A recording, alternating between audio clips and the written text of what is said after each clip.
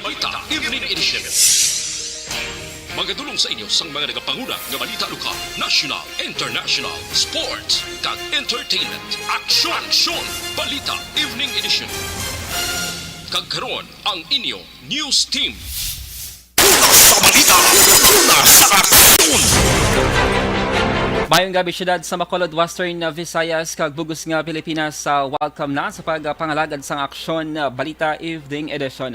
Karon nga daw Webes, Setyembre 2, tuig 2022. Akong inyong tag Balita, Aksyon Dale Salazar. Sa balita, una sa aksyon! Para sa mga pangulong dinala na una kita sa mga balita lokal. Seneco nagpathag sa issue sang brownout kag balayran sang kuryente. MOU sa pagtukod sang 10,000 housing units sa Bacolod pagpermahan buwas nga adlaw. Sa balita national, preparasyon sang COMELEC sa local election yara na sa 80%. DILG nag-apelar sa mga LGU nga hulaton ang desisyon sang IATF sa pag-usar sang face mask. Detalye sa mga balita lokal pagkatapos gid lamang sini. This is my life.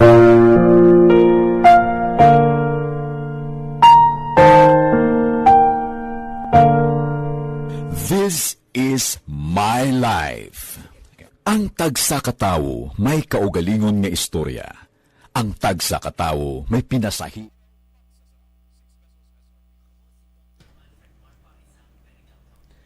Mayong gabi sa mga ka-aksyon namon nga nag-monitor via Facebook Live sa DYEZ Action Radio Bacolod as well as sa YouTube channel sang ARB kag sa www.actionradiobacolod.com.ph. This time mga ka-aksyon na gina-invite namon ang aton sining mga Facebook Live viewers nga pwede na makabilin sang inyo sining mga greetings kag mensahe sa aton sining comment section sang aton sining Facebook Live mga ka-aksyon para mahatagan naton sang igtalupangod kag ma-recognize ang mga followers sang ARB page no nga nakatutok karon nga Thursday edition sa aton sini nga pagpangalagad evening newscast. Good evening lang dira kay Madam Ana Sinoro, mayong gabi dira sa imo kay Sir Alex Montesa nga nakatutok na sa aton sini nga program. Good evening man kay Marvic Jegan Talavera, mayong hapon naga-monitor kami sa Action Radio. Salamat gid sa Talavera family. Good evening dira sa inyo kag si Ating. Good evening, kamusta ang imo sini nga birthday? Sige mayong gabi dira sa may Banwas sang Musya. From Rhea May Ladio, mayong gabi Sir Dale. Sige, good evening man dira sa inyo kag si Allen Joy Hinete Bermeo. Good evening, shout out sa my Bermeo family sa may Deca Homes. I think dira ni sa may Kabug, no? Barangay Kabug. Kag kay Jocelyn Padala, good evening. Kag kay Own Marcelas Pinas is watching. Madamo gid nga salamat. Oy, sa aton sining mga Facebook Live viewers, live man kita sa aton sining Facebook page ang Aksyon Dale Salazar. Later on maghatag kita sang update regarding sa aton sining nga launch yesterday nga fundraising for a cause para kay tatay nga diba sa downtown area. Pwede nga sini nga wife nga nagalibot-libot nagapangharana para maka-gather or makatipon sang mga limos mga ka-aksyon. Kay the other day nagpost kita sa Facebook page naton mga 1 minute nga video ni tatay. I think initially nag-rent sila dira sa area sang barangay Handumanan. So nag-launch ang ARB teens sang fundraising for a cause. And I am happy to announce nga nakagather na kita 5,007 pesos nga kwarta. Wow, madamo gid nga salamat. Sige i-recognize dali natin ang aton sining mga Facebook Live viewers Action Dale nga page. Good evening lang dira kay hindi ko mayo kita. Kay Aljan Joy Assembler, Sir Dale watching from Robinsons Mandalaga. No, wow, naga-duty pa. Sige or nagalagaw-lagaw. Si Joshua Christopher Bellas nakatutok man, and then si D Danny, ambot kung sakto nga kung sino pag-pronounce. Gwapo gali. Wow, sana all. Joke, telegenic lang Telegenic sana all. Sige sa liwat I am happy to announce nga naka-raise kita sang 5,007 pesos so far nga proceeds naton para kay tatay, no. So sa Saturday patrol lang ako sino nga duty, malibot kita dira sa downtown, pangitaon ta siya. And then basta may mga additional pa nga mga GCash donations, tipunon danay naton until Saturday, and then pagka Sunday i-turn over namo ni Action Dorel sa iya, no, ining ang ipa-cash out naton sa GCash, no. So 5,007 pesos amo na siya ang accumulated so far nga GCash donations nga nabaton naton after nga gin-post naton sa Facebook ang iya sining video, and nag-launch kita sang fund raising activity mga ka-aksyon, no. Ang ining fundraising gina-approve ni siya sang station manager sa Action Radio Bacolod, and for transparency syempre i-liquidate nato, no, ang GCash. Kung magsan ka mo GCash, may reference number na siya mga ka-aksyon, so amo na siya ang aton sining i-post, then reference number butang nato ng amount kag para matali ninyo kung bala tsaktong ibutang. Syempre tsakto gina. Ang tanan nga mga proceeds ihatag tani 100% sa kay tatay, no, ngati as of now ginallocate nato nga sa nga location, pero initially dira siya sa may nagarenta sa may barangay Handumanan diri sa may syudad sang Bacolod, mga ka-aksyon. Sige, good evening lang, watching from Barangay Bata, si May G. Robin Sario, standby sa mga balita lokal. And the winner for digital storytelling.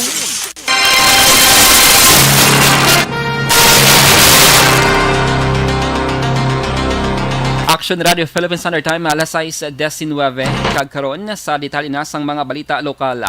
Gain klaro ni Engineer Norman Polientes, ang Corporate Planning Department Manager sang Sineco, nga mayoriya sa mga brownout nga naeksperyensyahan sa mga konsumidora ang nagikan sa transmission kag generation nga problema.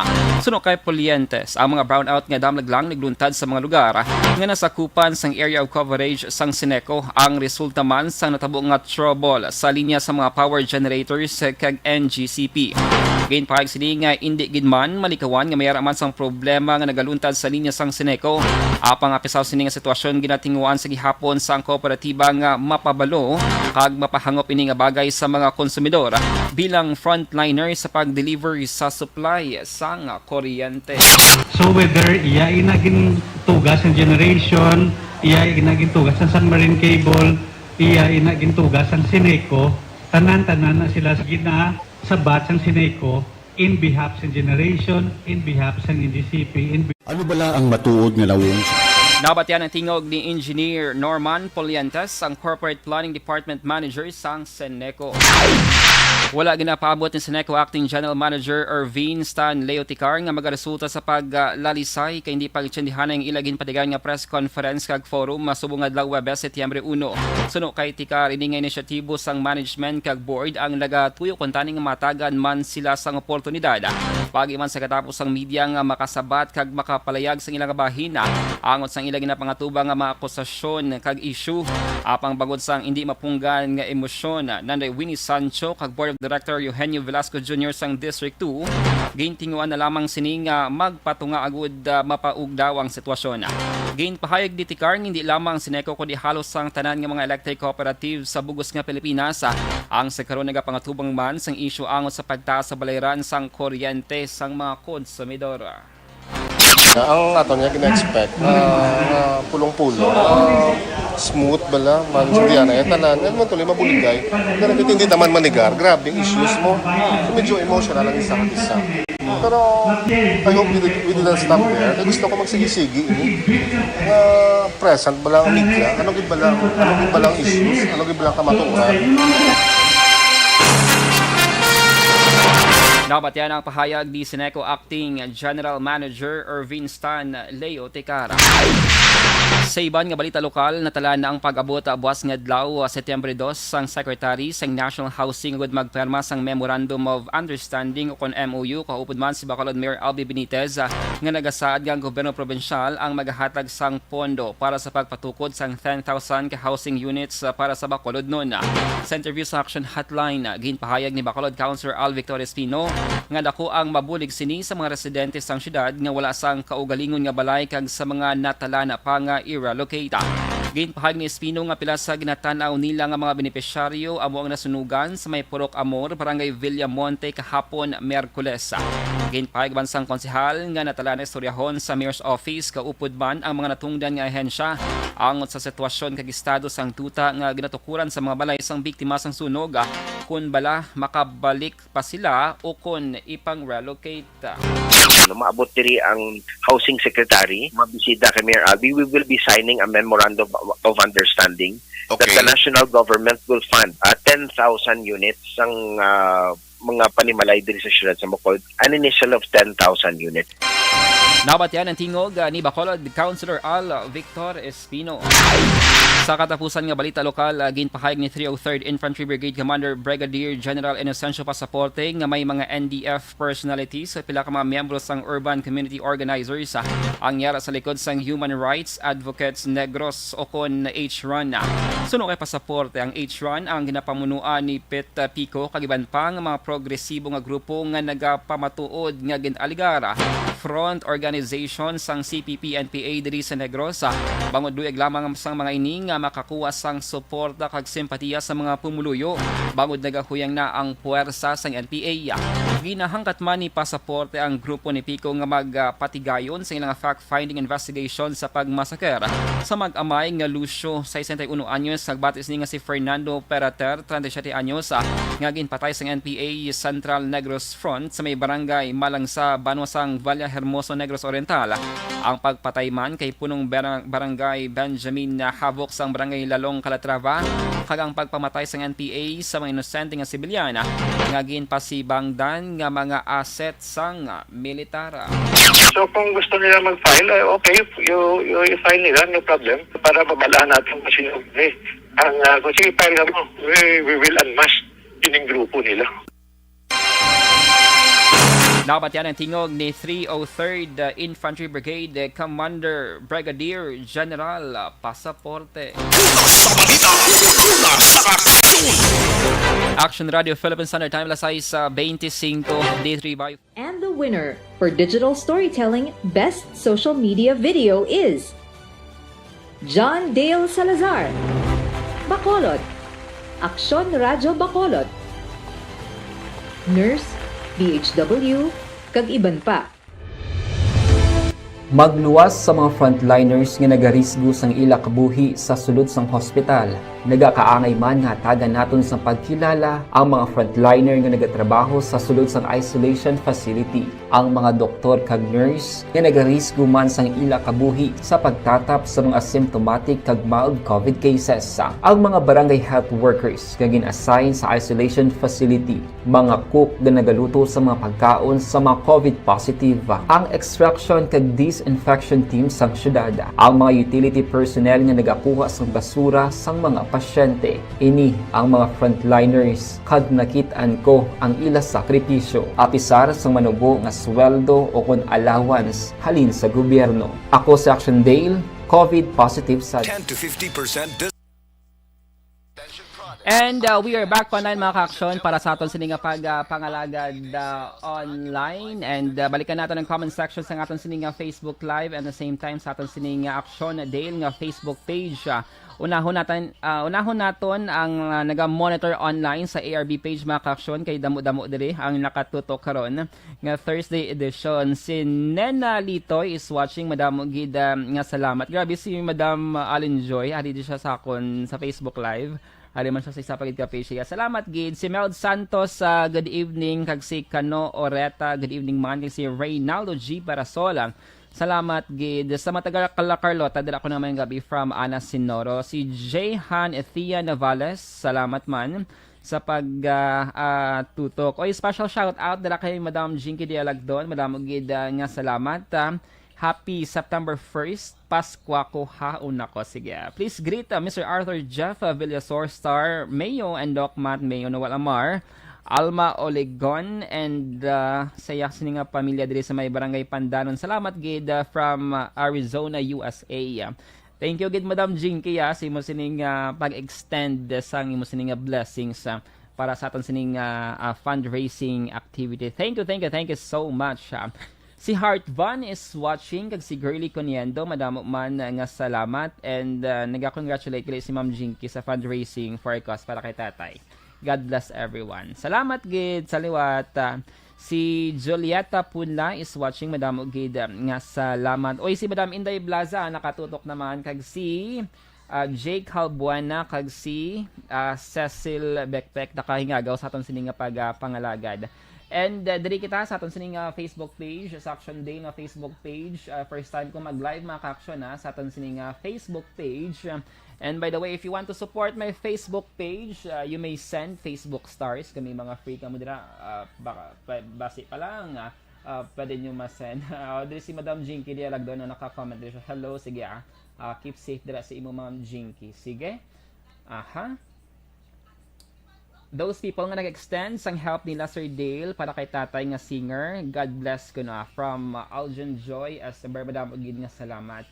Maricel Pabalate Subisor sa mga taga roadside to dira. Good evening dira sa inyo. Sir Lito Dayap, mayong gabi dira sa inyo. Kag si Sir Bong Ogati sa Hanoi. Good evening from La Carlota. Sige, salamat gid si Joy Gomera. So sa mga ka-action nato, no? So sa mga late tuners sa ato nga Facebook Live, I am happy to announce once again and again nga naka-raise na kita so far 5,007 pesos, no, nga GCash donations para sa aton sa mga ka-action nga nag-donate online. Madamo gid nga salamat, no. So sige, ano talang isa-isahon talang ang mga nag-donate bala for transparency. I-post lang sa Facebook ang reference number and then ang amount para matali naton ang ang fundraise, ang gin-raise naton nga funds para kay tatay.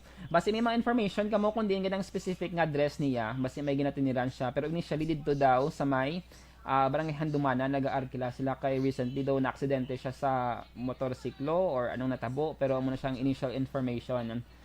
Sige, mayong gabi kay Naisalo dira sa mga taga Manukan Country. Good evening dira sa inyo kang si Sir Perfecto Quijano. So sa liwat, we are still open ang action team sa pag-accept sa inyo nga GCash donations. Nag-GCash na lang kami mga ka-action para po sa mga mag-turnover. Kaya kung may mga goods pa kita, basi mabudlayan sila. Iti karito ning ila sila nga ginaguyod. Kag para hindi sila magbudlayan na hakwat, no. So mas mayo nga i-turnover naton, cash na lang gid. 100%. Walang labis, walang kulang. Genevieve Remada, good evening dira sa imo. Kag sige, salamat gid sa mga ka-action natin nga nag-share sa ila sining blessings. Though feeling ko daw na happy man ko, no, nga daw nagkuha ka lang video and after 24 hours naka 120 plus thousand nga views. So amo tong nag-decide na ako nga ma-raise funds para at least makabulig man kay tatay. Kag once nga ma-turn over naton pakantawon ta siya sang Christmas song, try tabi kung kaya ni tatay manghara na basi may mga dugang pa siya nga mga blessings nga mag-aabot sa iya. Sige, sa 13,000 nga Facebook Live viewers natin sa aton sining nga page, madamo gid nga salamat sa pagtutok karon nga Thursday night. So try ko nga once a week Facebook Live kita sa aton sining nga page. Once a week kay every Thursday ako lang diri isa sa Action and Buwas. Sige. Standby sa mga balita national.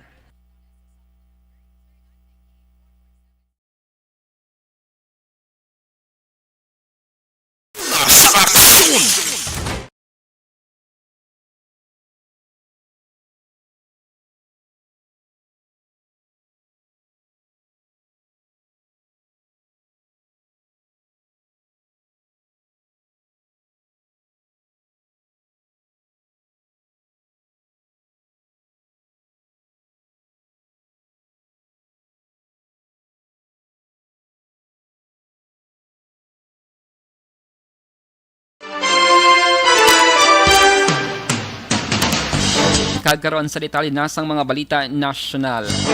All out na ang COMELEC sila nga preparasyon para sa barangay kag SK election sa Disyembre 2022. Kung madumduman tinaligdan nga bulan ginaprobahan sang House panel ang substitute bill nga nagapaiway sa local election sa masunod nga tuig. Ginpahayag ni COMELEC Chair George Garcia nga yaran sa 80% ang ilang nga preparasyon kag natala nga magpagawa sang guidelines kag resolution sa pagpatigayon sang piniliay. Ginpathag ni Garcia nga kun mapaiway gidman ang eleksyon ang mga ginpang bakal nga mga election para Fernandina ang hindi mahusik bangod ini ang mausar sa masunod pa nga eleksyon. Masobra 30 ka mga house bill ang gin-consolidate para mapaiway ang eleksyon. Kung madumduman ang COMELEC ang may 8.5 billion nga pondo sa pagpatigayon sang eleksyon sa Disyembre 5, 2022. Nagapilar ang DILG sa mga local chief executives nga ipabilin ang requirement kapag suksok sang face mask sa piyak sang National Health Emergency. Suno kay Interior Secretary Binhur Abalos, dapat hulaton sa mga LGU ang desisyon sa National IETF nga natala na pagatalakayon ang ining issue. Nagpangabay man ang opisyal sa IETF Secretariat nga mag-convene para ini ang maistoryahan. Ginkompirmar ni Abalos nga nagsugot na si Cebu City Mayor Mike Ramang nga temporaryo nga ipauntata ang iyang executive order nga mangin voluntaryo na lamang pag-usa sa face mask magluwas sa mga medical facilities. Kiradoso man ni Abalos nga ang syudad sang Cebu ang una nga magpatuman sang non-masking policy sa Pilipinas.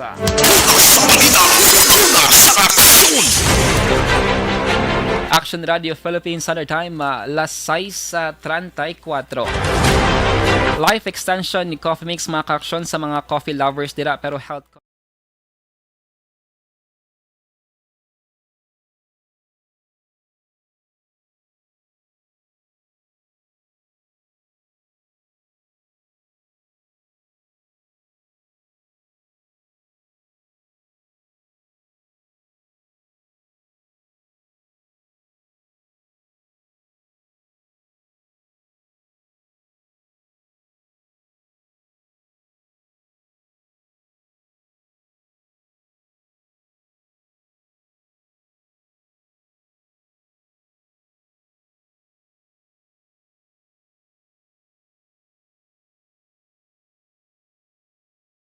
Balita Evening Edition.